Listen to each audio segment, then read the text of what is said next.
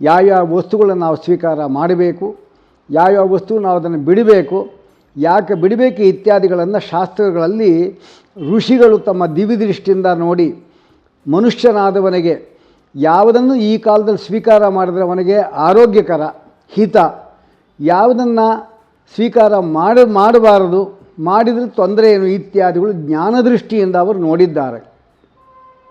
ನಾವು ಯಾವತ್ತೂ ಕೂಡ ನಮಗೆ ನೋಡಲಿಕ್ಕೆ ಆಗಲಿಲ್ಲ ಅಂದರೆ ದೊಡ್ಡವರು ಏನು ಹೇಳಿದ್ದಾರೋ ಆ ಮಾರ್ಗವನ್ನು ಅನುಸರಿಸ್ಕೊಂಡು ಹೋಗಬೇಕಷ್ಟೆ. ಆದ್ದರಿಂದ ಮಹಾಜನೋ ಏನಗತಃ ಸಪಂತಹ, ಮಹಾನುಭಾವರು ಯಾವ ಮಾರ್ಗದಲ್ಲಿ ಹೋಗಿರ್ತಾರೆ ಅದೇ ನಿಜವಾದ ಮಾರ್ಗ.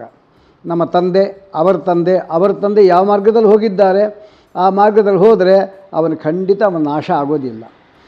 ನಾಸ್ತಿಕನಾಗಿ ಅವನು ಇದೆಲ್ಲ ಏನಿಲ್ಲ ಬಿಡ್ರಿ ಅಂತ ಹೇಳ್ದ ಅಂದರೆ ಅಂಥ ಗತಿಯೆಲ್ಲ ನಾವು ನೋಡ್ತಾನೇ ಇದ್ದು ಕಣ್ಮುಂದೆ ನೋಡ್ತಾನೇ ಇದ್ದೇವೆ, ಆ ಗತಿ ಅವರಿಗೆ ಹೊಂದುತ್ತಾರೆ.